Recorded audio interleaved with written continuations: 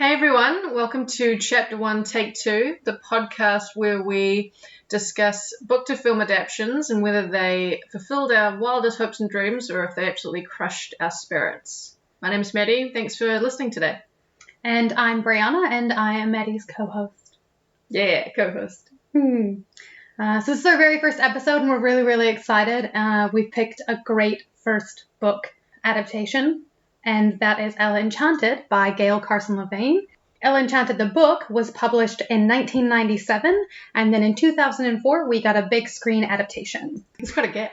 Yeah, well, I mean... Is it? 7 years. Oh, yeah. I guess for me. Big difference between the 90s and 2000s. But I also just hadn't heard of the book before the film. But that's something else. That's just... I did, because my mom got it for me, so I actually only read half the book, and then I kind of got distracted, probably by softball or school or whatever, and then when the movie came out, I went back and finished it. But so, were you given it around 1997? Because you would have been 4. No. So I probably was given it within a couple of years of the film coming out, but it was definitely before I'd heard anything about the film. Yeah. I mean, just from a critical standpoint, the film received mixed reviews, pretty much 50% across all major sites like IMDb or Rotten Tomatoes, so yeah, wasn't well received. Yeah, do you want to tell us a little bit about what the book is about and what the movie is about? Yeah, definitely. I think that's probably one of the reasons why the film wasn't as well received as it might have been, especially if you had read the book. So the book, Ella Enchanted, they both have the same name, which is interesting as well because sometimes the film has slightly a different name. So Ella Enchanted, the book, follows 14, 15-year-old Ella who has a curse on her as a child, and it's basically her journey to rid herself of the curse and, you know, who she meets throughout the journey. And by the end of the book... Can you tell us what that curse is? Yeah, she has to be obedient. Wow. So whatever she's told, if it's a direct command, she has to do it. Even if it would put herself in danger or hurt her, she has to do it anyway, which is quite dark when you think about it. Anyway, by the end of the book, she rids herself of the curse because she realizes that it's going to put the kingdom and her love, Prince Shah, in danger if she is forced to do the command at the end. Should I just give away what the end is? Yeah. Oh, yeah. It's a book. It's a review. Spoilers. Spoilers, yeah, spoiler alert. So basically she gets commanded to marry Prince Shah so that her stepsisters and stepmother can take advantage of the kingdom. And she's like, no, even though she loves Prince Shah, she will not marry him because that would put that in danger. And so the summary of the movie is a bit different. Ella still has the same obedient curse. She goes on a journey to rid herself of it. That is triggered in the film by her having to dismiss her best friend. Whereas in the book, she doesn't actually dismiss her best friend, but she's told to do it, but can't, and so she leaves. So there's a bit of a variation there. But in the movie, there is the uncle character, which is that character doesn't exist in the book. So by the end, she also is wanting to say no to Shah, but she's told to kill him. And so that's how she breaks the curse. So I feel like that detracts a little bit from Ella's growth. I prefer the book version, but I think during this podcast, we're probably going to find that a lot, that the book is something we're more, I don't know, maybe more in tune with emotionally, and that's what we wanted to see. But I understand why they did that. But yeah, the film's a bit different in that sense. That's how she breaks the curse. Cool. Thank you. Great. I think that's a good segue into our next segment. So we have a couple of segments, and this one is called Spot the Difference. So we're going to talk a little bit about how there were big plot or character deviations from the book to the movie. And Maddy has already pointed out a big one, which is the end is completely different. A lot of the characters are completely different as well. Yeah. So I've just, I've written some notes, and one of the things that I noted that's really specifically different is there are new characters in the movie that are not in the book. And there are 3 big ones, kind of. So there's Sir Edgar, and there's Heston, his pet snake. I don't understand why that character exists, but that's okay. Yeah, basically so that he knows what's happening. He has some information that he wouldn't otherwise have. Exactly. And then, there's also Benny, who Ella receives... No, that's slanted. Ella receives a book from her fairy godmother, Mandy, in the book in which she can view letters to herself or to other people, and also Char's diary, which is a little bit creepy. But that's basically it. She can get stories or see letters or see images of it. In the movie, she has the magic book, but it's Mandy's boyfriend, which she accidentally turned into a book, and his name is Benny, and that functions as a way, I think, to replace the letters that are a really heavy plot device in the book. Yeah, I think it might be a commentary on the way films are generally made, but I feel like there's just a huge addition in the film of male characters that don't exist in the book, and I don't think they're necessary. Like, I think the relationship between Mandy and Ella is much stronger in the book compared to the film. Mandy has more of a bigger role in general, and she also, her character is almost completely different. Yeah, her character is different. I think all of the characters are really different, just with other big differences.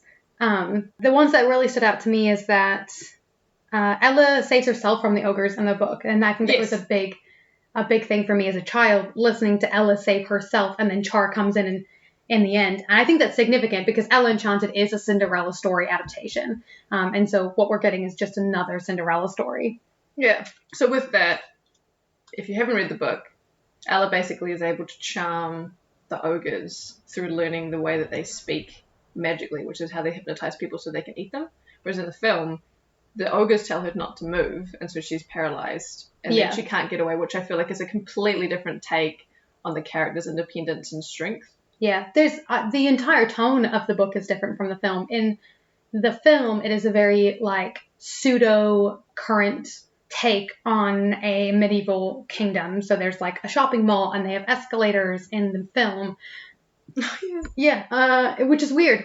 And it's just unnecessary. In the book, it is a traditional medieval interpretation. It's very very Tolkien-esque in a lot of ways, except for the elves.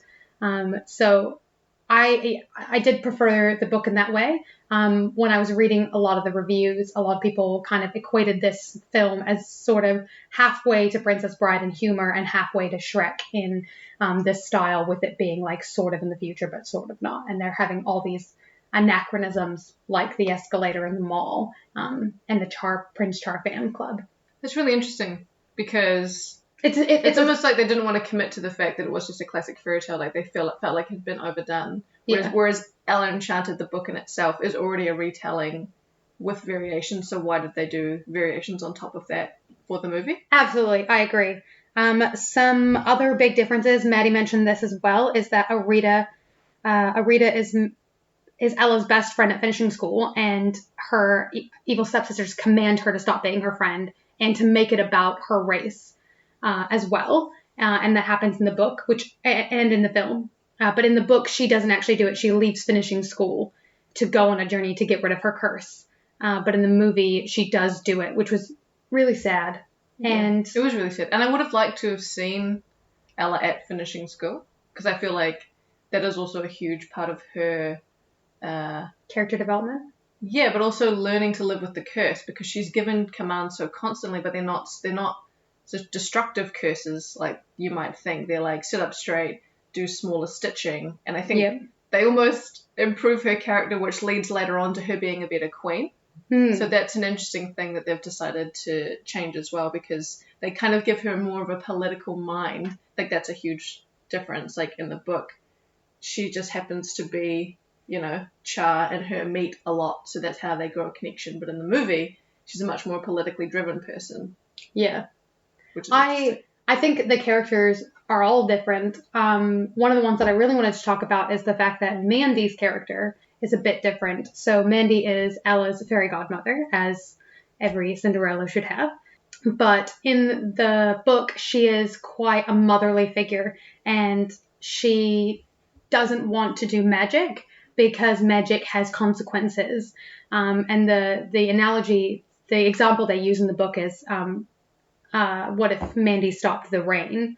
Well, if Mandy stopped the rain, maybe the crops won't get enough water and there'll be a drought. Or perhaps a robber was going to rob today, but didn't because of the rain. And those are the bigger consequences of doing large magic. So she only does small things, like making food taste really good or making medicines. Yeah. But there's something interesting as well that they didn't, like, instead of discussing big magic and small magic in the film, they kind of just made it so that Mandy was incapable of doing big magic, which is really frustrating because Mandy, all of the women in the book are strong, with the exception of Olive, who is really unintelligent. Do you even think the stepmother, Mum Olga, is strong? Yeah, she is strong. She's a strong villainous character, and Hattie is a strong villainous character. None of them are intelligent, which plays into the kind of stepsister trope. But Mandy is a strong character. Arita is a strong character. No, definitely. Ella is a strong character. I guess as soon as the character is portrayed evil, I don't expect a lot from them. But that is true. And I think it's interesting that Mandy's character was turned into somebody who's extremely capable into someone who's extremely not, and became more of a comic relief. Yeah, and it's less of a choice. Yeah, but Sir Peter's character, who is a villain also in the book and doesn't seem to care for Ella and definitely cares more about money, becomes this thoughtful father figure that's more in line with the traditional version of Cinderella. But I found that really frustrating. Yeah, I didn't like that either because in the book, he is probably more true to the type of person he would be. Like, he married Ella's mother because she was beautiful. Like, after the funeral, he says, oh, what a waste of her beauty. But, you know, and that's very cold and detached, and he needs to remarry because he's running out of money. And it makes more sense that Ella would be as independent as she is in the book and the film if she had a parent like that as well, because her mother's died, who's been the only person who's taken care of her apart from Mandy. And if her father was also always caring, why, first of all, in the film, why would he not know about the curse? Yeah. Because in the book, Ella's mum says don't tell anyone. And it makes sense not to tell her father because he would potentially take advantage of that. Absolutely. Like at one point in the book, he tries to just marry off Ella. Yeah. Yeah. Yeah. And those, yes. I don't like it. Something that I found interesting is that Gail Carson Levine, who wrote the book, she said in regard to the film that the film is, quote, so different from the book that it is hard to compare them, end quote. And she suggested, quote, regarding the movie as a separate creative act, quote, which sounds like a very nice way of saying, I don't like what they did with my book. It is frustrating that books that have such a loyal following always seem to get the script changed so much when they're popular for a reason. So why are you altering them so much? I would say that the book did have to have some changes. There are probably a few too many characters in the book, and some of the characters aren't really useful to the plot. Like even things like getting rid of the cult and the exotic birds from the book, I think was not an unintelligent idea, although I would have liked to see them in the background somewhere. With the letters, there's a huge chunk of the book that in which correspondence between Mandy, Hattie and her parent, Hattie and Mum Olga, and Olive and Mum Olga convey parts of the plots and the character development. And we would have had to deviate in some significant way from the book, I think, to make that on the screen. Yeah, a lot of the time there isn't just the screen time or the budget to flesh out books as much as you would like in the films. But yeah, I definitely agree with that. I just think that sometimes changes are made that are so unnecessary. You're just like, why did you take this path when there already was a clear path for you? I did also read that Anne Hathaway, who had agreed to do the project, said that there was originally a script that was much closer to the book, but it didn't function as a film. I would have liked to see them come with a script, another version of the script that was a bit closer to the film and the essence of the plot. They did make the whole film much more light, fluffy, a bit silly, I would say, compared to, even though you could think that the concept had been done many times, because there is a completely new dynamic where Ella is obedient, that's nothing like Cinderella. Like, Cinderella is just in a circumstance where she is trapped, but this is a physical thing, the curse. Yeah. Which is really different. So they should have, I guess, maybe allowed that to be the difference rather than trying to go even further. But in saying that, the film coming out in 2007, was that around the similar time as like 2004? 2004. I believe it was. It was a similar era as Shrek. Right. Because films often do mimic each other in those ways. Yeah. The thing is, I think what you're saying, right? There already was a variation. It was already a variation on a Cinderella story, and I think the variation was important. And I think I'd like to segue into just reviewing specific parts of the film right now, if that's okay. Yes. With you. Great. So my first big criticism of the film, besides just in general the plot deviations and the character deviations, is the way they chose to have the spell manifest itself. So in the book, Ella is, if she's given a direct command, like in the movie, it's practice your mandolin, Ella will try to resist it. She sits still and she starts to have symptoms like getting dizzy and her stomach hurts and she gets a headache and she starts crying until she complies. But the moment she begins to comply, no matter how she goes about doing it, like, for example, going quite slowly to practice the mandolin, the symptoms subside. That's the only time we get a glimpse of Ella really trying to fight with it. In the book, she does things. Well, Mandy will tell her, hey, go fetch me some almonds. And she'll come back with 2. And then Mandy will have to give her more specific instructions. Go fetch me a cup of almonds. Yeah, because Ella is intentionally trying to not do a command. Yeah. Which is actually, in the book, it's talked about how Ella's mum and Mandy give her requests as soon as they realise, because they do want her to have a choice. Yeah. That isn't really talked about in the film either. Yeah. Which annoyed me. In the movie, though, something I really didn't like is that Ella seems to have no control over her body. Like, yeah, she does that, like, there's like a zing, and then she straightens her back and has to do the command.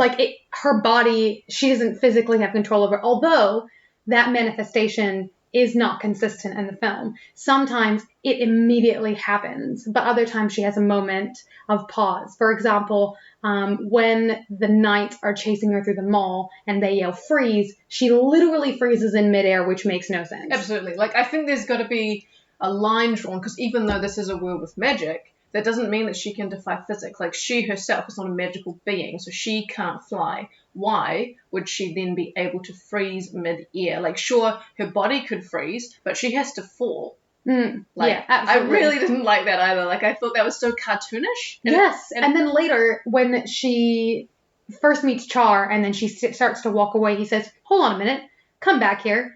And she stops and is looking toward the camera and then rolls her eyes and then goes back. And it's not an immediate thing. Whereas every other time in the film, almost, as well as when Char says, kiss me.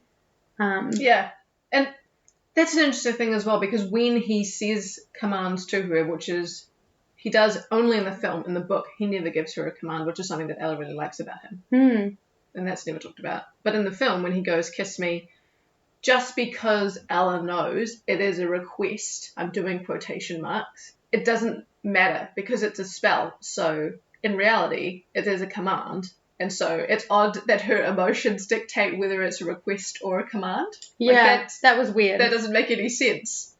Like, that's not, like, I know magic is magic, but that's not how magic works. Yeah. One of the... Yeah, okay, also... How she breaks a spell. In the book, there's a beautiful description of thought process that she goes through, the memories that rush through her mind when she breaks a spell. And in the movie, and Anne Hathaway is such a delight to watch. She's a fantastic actress, and it is just a pain. It's painful for me, and I'm sure it was painful for her, to hold the knife in the air and say, you will not be obedient! You will no longer be obedient! Like, who wrote that and thought, yep, that was a great idea? What? Well, if they did that scene the same way, how would you have liked it portrayed in the film? Like, more of an internal struggle? Yeah. Yeah, definitely. I guess what they were going for is that she was giving herself a command, and it was like, Yeah. She was giving herself a command not to be obedient any longer. I thought was like the play on words sort of loophole around the spell. Yeah, but you don't need to be that literal when it comes to magic. Like, I really didn't like that either, especially because I, unlike you who had read the book as a child, I had only seen the film first when it did come out in 2004. And I really liked it because I didn't have anything to compare it to. I was like, oh, this is fun. And obviously I was 11, So that would have been a huge part of like, yeah, like this is a great adventure and she's headstrong, and she is, but nowhere near as much so as the book. So when we read the book recently, I thought, wow, like this is a really, like I actually want to read it again. Yeah. Because it's addictive, and it's also like, It is. It's because the end is so satisfactory. You get there and you're just like, yeah. And I read the book so many times when I was a kid. Like I said, I started to read it, and I didn't get through it probably because I got distracted by something else. But as soon as I finished it, I probably read it 3 or 4 more times before I finished high school, including in high school. So even when I was a 15, 16-year-old young woman, I read this book and I really enjoyed it. And as an adult, reading it again, I felt this same level of satisfaction. At no point did I feel that Gail Carson Levine pandered to me as an adult or pandered to me as a child. I felt like she included complex emotions about how Ella feels about her death, about the injustice of what she's going through, the injustice of the fact that Mandy can't and could, but will not undo the magic on her. Her learning to understand how her feelings are developing around Char. All of those things are very complicated and very interesting, and I really appreciated that. Whereas in the movie, I feel like they do pander, they assume, even though Anne Hathaway is clearly, 20, 22 years old, maybe even older when she's filming this, that their general audience is going to be children, and so they don't have to make everyone as clever. They do throw in a few things, and why don't we talk a little bit about the cast? The narrator is the guy from Monty Python. The guy from Monty Python. One of the guys. Eric Idle, and he makes a joke with rhyming. I don't know why they have narration. I don't understand. Okay, so film overall, my feelings about narration.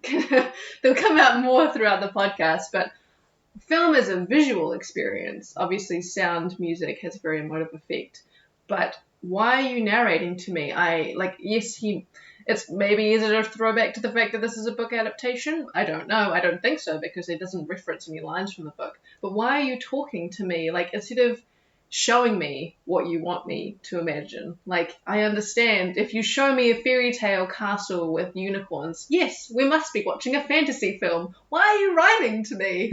I just don't understand. I didn't like the narration. I feel like I could have gone with narration. I could have understood using narration as a device, again, to convey some of those more some of that background information. Maybe if it was Ella narrating. Yeah, Ella could have narrated. Because I would have loved having her tell her own story. Yeah, an internal monologue, and that would have been a great way to throughout show her struggles, because obviously with acting, you would only be able to portray so much with the face, whereas with reading, you can hear their thoughts. Yeah. So why not give us Ella's narration? And then at the end, when she's breaking the curse, like in the book, it's described so beautifully. It is. And we don't get that satisfaction at the end of the film. It's like, oh, she's fixed now. She saves Char. There's a weird battle scene. She knows Kung Fu. Oh, she knows Kung Fu. And then this film makes her know how to fight, which isn't consistent with what it is in the book. Yeah, but sorry, you were talking about characters. You were talking about them. Yeah, characters. So Anne Hathaway, amazing. She's wonderful. She's wonderful. I've never seen her do anything that I didn't really like. She's kind of like Meryl Streep in that sense, where she's just, if she's in it, I'll be like, yeah. Actually, I'll watch it. I thought casting-wise, they did a great job. Hugh Dancy as Char. I even think, the thing is that I think he could have played Char as Char is in the book. I think he could have done that version of Char as well. Isn't Char potentially in the book, though, a person of colour, rather than just a hunky white man, which she is in the film? I don't know. But I would have liked to see that. Actually, I was going to say, Parminda Nagra, who plays Arita in the film, who has a small role in the film as compared to what she is in the book. Yeah, that's a huge thing. I would have loved to have seen more. Like, they just introduce her when they're children in the film, and they're like, oh, they're friends now. Yeah. There's one scene of them at university. That's the friendship. But she stars in Bend It Like Beckham, and she is wonderful in that film, and I really enjoy that film as well. Yep. And I think she would have made a really interesting Ella, because she would have been able to carry the role, definitely. Ella is, I think, about as much of a tomboy as you can have someone be in a medieval fairy tale in so many ways. Definitely. And I think that comes across in both the book and the film, but it's not really, but yeah, I can definitely see that. I see what you're saying. Yeah. And I think that I really would have enjoyed seeing Parminder's idea or take on Ella. The rest of the cast was beautiful, though. Joanna Lumley, Dame Olga, she's from James and the Giant Peach, very similar type of role. It was really perfect. And Lucy Punch as Hattie, this is not her first time playing a stepsister, an ugly stepsister. She also, well, no, it was her first time maybe, but she's also in Into the Woods as one of the ugly stepsisters. Really? Well. Yes. That's fascinating. Interesting to be typecast in such a specific role. Yeah, right, right.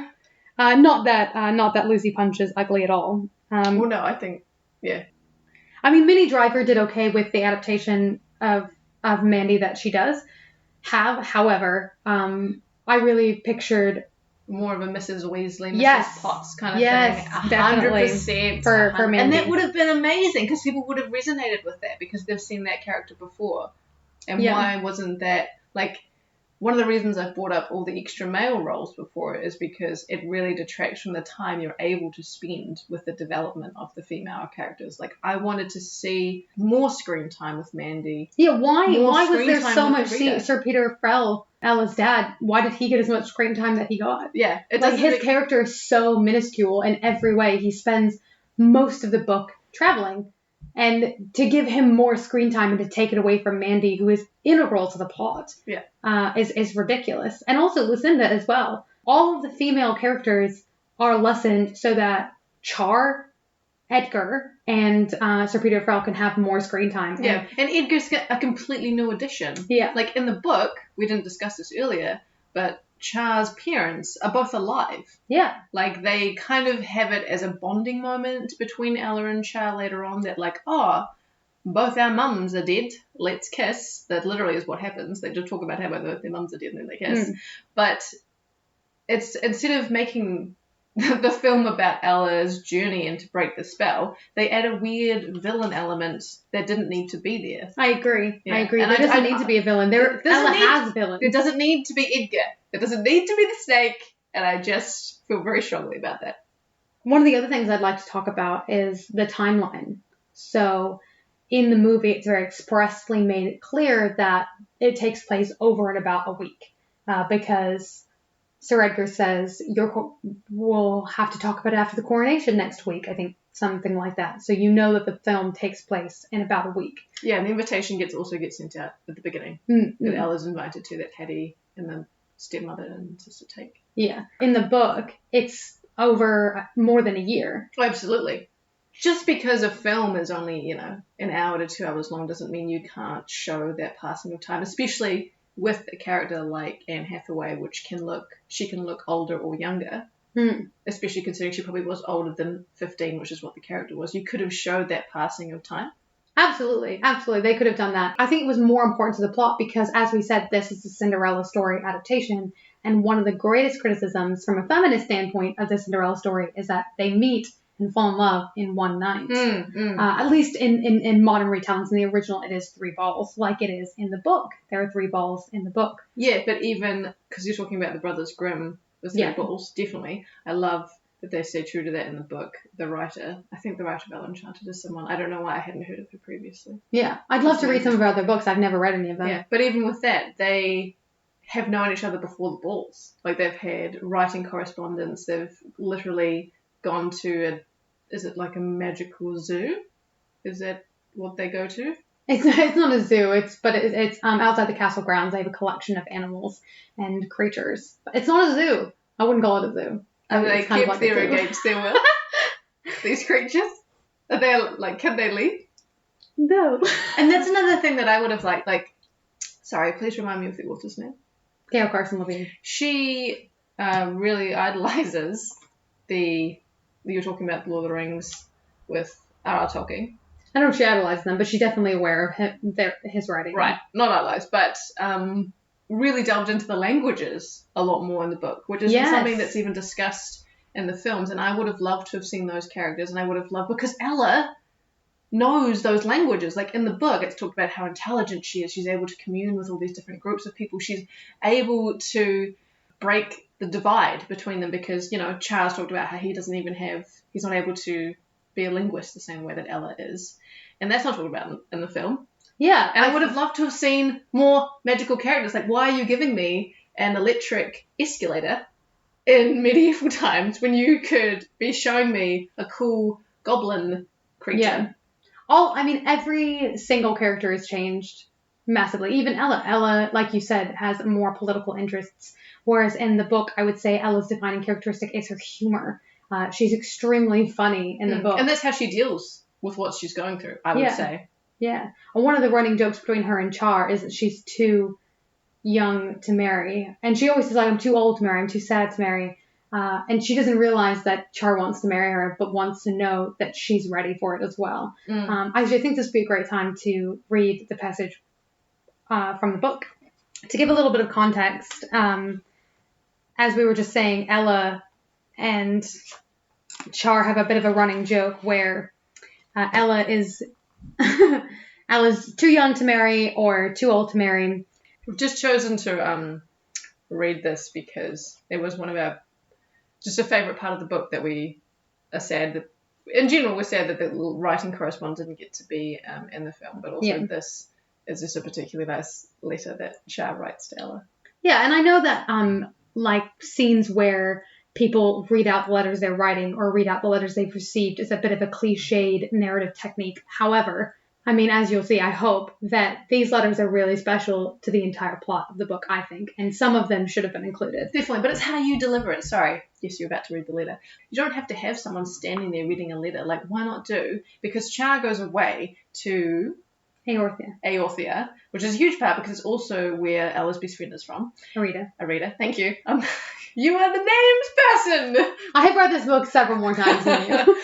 But you could show, like, the letters going back and forth in, like, a montage thing. Like, Char is walking around Aorthia and talking to the people, and in the background of him having these, they're growing, they're changing, and the letters are being read over top of that. It doesn't have to be our letters arrived and we have to stand in front of the fireplace and read it. Oh, no. And I'm not saying that it does, but I'm just saying, like, in general, it's one of those narrative techniques that is a bit lazy. But in this particular instance, because we're adapting a book and because it is it's such a wonderful part of the book, I think it would have been worth it to just say, okay, well, whatever. We'll do the cliche thing because the letters are so wonderful. And you don't have to do all of them. There are a lot.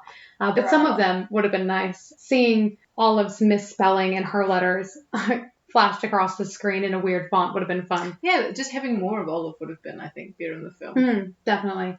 So, yeah. Please read it for us. Dear Ella, impatience is not usually my weakness, but your letters torment me. They make me long to saddle my horse and ride to Frel, where I would make you explain yourself. They are playful, interesting, thoughtful, and occasionally serious. I'm overjoyed to receive them, yet they bring misery. You say little of your daily life. I have no idea how you occupy yourself. I don't mind. I enjoy guessing at the mystery. But what I really long to know, you do not tell either. What you feel, although I've given you hints by the score of my regard. You like me.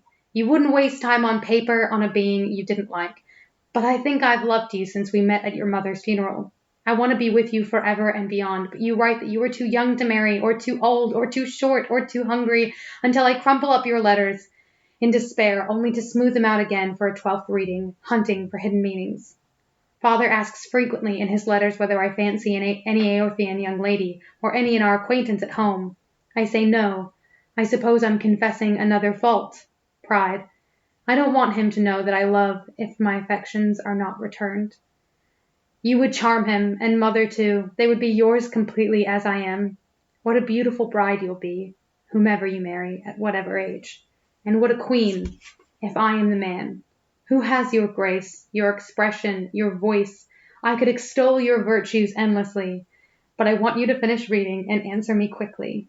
Today I cannot write of Aortha or my doings or anything. I can only post this and wait. Love. It is such a relief to pen the word. Love, love, Char. So it is. And that kind of magic, like, that letter is enthralling. And that intensity and articulation and just pure, like, genuinely earned love from their friendship that has blossomed is not achieved in the film. No, it's actually weird that they end up together. But considering the fact that Char is sort of a prick at the beginning. He kind of minds, but not really minds that he has a fan club. I mean, he enjoys running away, But, he finds... It's almost like he is entertaining Ella's disdain for him because he knows he'll win her over. Even more than that, the fact that he seems oblivious to the political discord in his kingdom. Yes, right. I was thinking a week before he's going to be crowned king is... Yeah. No, definitely. Is silly. And then it's pandering and patronizing for him to be completely oblivious in one scene, and in one scene later, after Ella kind of forces him or persuades him to step up to the plate, and she goes, "You're going to make a great king." I think it's a little bit soon to tell if he's going to make a great king. Literally all that's happened in that day when she says that is she's shown him the place where the giants are all enslaved, which doesn't happen in the book, but they're all enslaved to pick vegetables on their farm. And he's like, "Oh, I didn't know." And he keeps saying, "I'll talk to Uncle Edgar. Uncle Edgar will know what to do." And it's like, do you really deserve to be king? Yeah. Kind of like, maybe are they trying to be like, Edgar is a better option because Char really doesn't know what he's doing. But in the book, he's trained, he studies, he's going to be a good king, and their relationship makes a lot more sense. Absolutely. That being said, you saw the film. I did. Before you read the book. Yes. And I saw the film before I finished the book. And did you? Yeah, I did. And I find the film passable. Maybe more than 50% passable in its own right, as like Gail Carson Levine said, as a separate entity from the book. Only because, and I think this is true, Anne Hathaway carries the show, and Lucy Punch really commits to her role as the ugly stepsister, and Joanna Lumley does a great Dame Olga, and Hugh Dancy does a great Char. I think those are true. Eric Idle is always interesting to listen to. Definitely. I don't think that... It's not even that I didn't enjoy it. I do enjoy the film because, it is acted well. It's got good scenes. It's got good editing. It makes sense. It's easy to follow. The timeline is very fast. Like you said, it all happens within a week, which is a very long time for the characters to all bond the way that they do. But that could be a classic cliche of many films. Yeah. There's a couple of times where I genuinely chuckled out loud.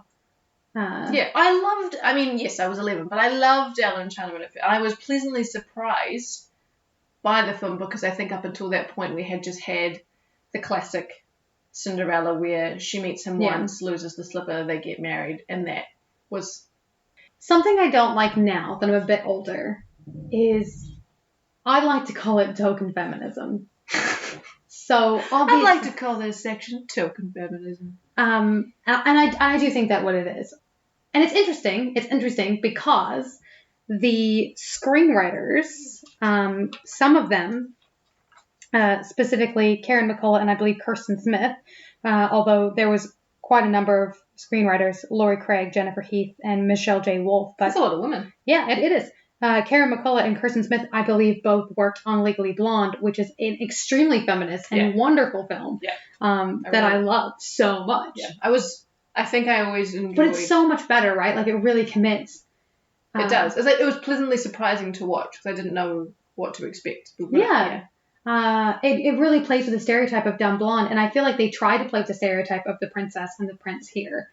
But they don't commit to it hard enough. I don't think they commit to it. I see exactly what you're saying. There's a line that Ella says when Char bumps into her at the very beginning. The first time they meet, they run into each other, and it's like one of those massive collisions, and he knocks her to the ground, and he tries to help her up and apologizes, and she says, "I don't need your chivalry."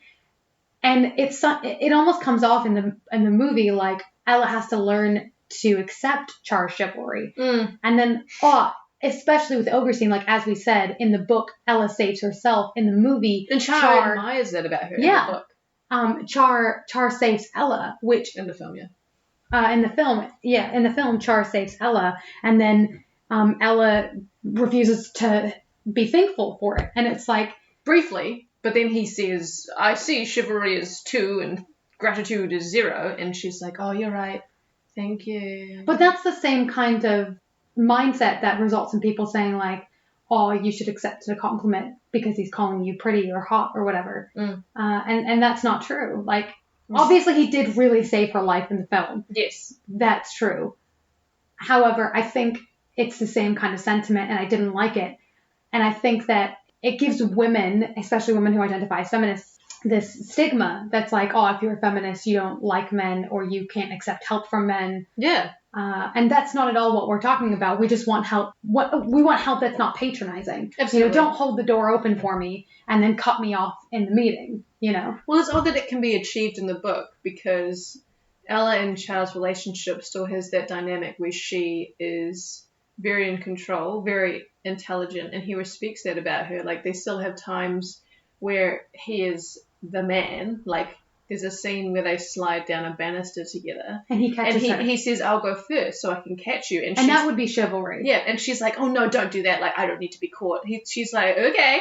And so, you know, it's a really playful, romantic You mean scene. in the book, she doesn't say, don't do that, I don't need to be caught. And exactly. Yeah, no, she doesn't. Because you don't need to. Like, yeah, you don't need to be screaming, like, I can take care of myself. Or girl power, or I'm empowered. Yeah, like, you don't need to do that. If you just write female characters who are empowered, like Ella is, no one has to tell her.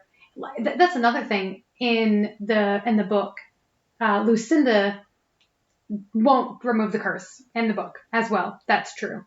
But it's for completely different reasons. That's right. Yeah. Talk a bit about that. Because that's really interesting. Yeah, in the film, Lucinda says, don't blame me for your problems. You need to help yourself. And it's very like homegirl. And it's really weird and unnecessary. It is, and it's also very aggressive considering this is the first time Ella's been like, hey, I've been looking for you. Help me. Yeah. And Lucinda out of nowhere is like, no, it's not my fault. Although I did like the kind of dramatic irony sort of situation humor where she says, just to show you what a gem I am, I'll unchain you.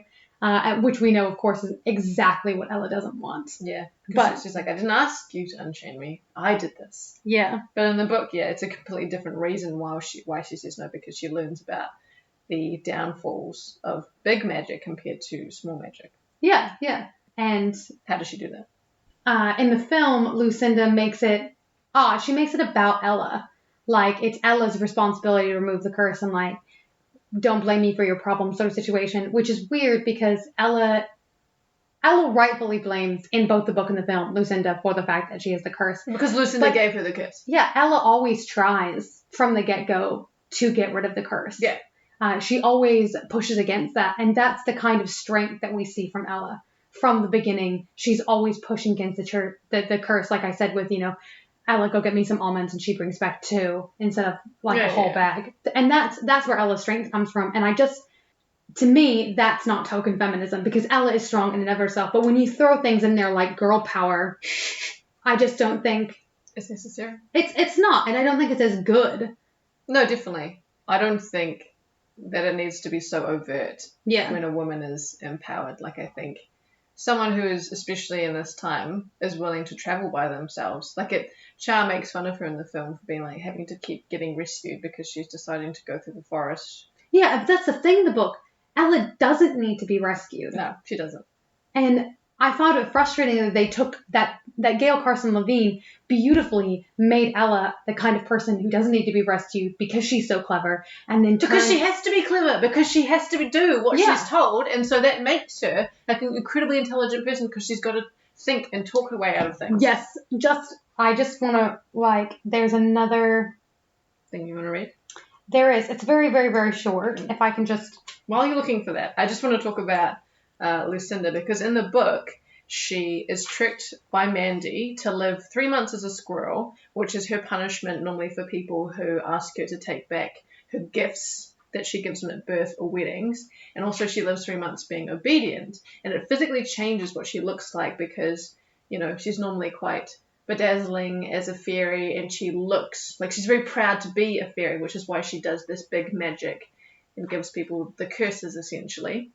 Yeah. But then after living for those 6 months, she comes back and she looks much older. She looks more like Mandy does, just as like a ragged person because she's exhausted by it and realizes the weight of what she has done to people. And the reason that she won't take the curse off Ella is because she is afraid of what the repercussions will be for doing more big magic. And I think that is a much better reason than someone just being like, no, I'm not going to take ownership of the fact that I did this to you.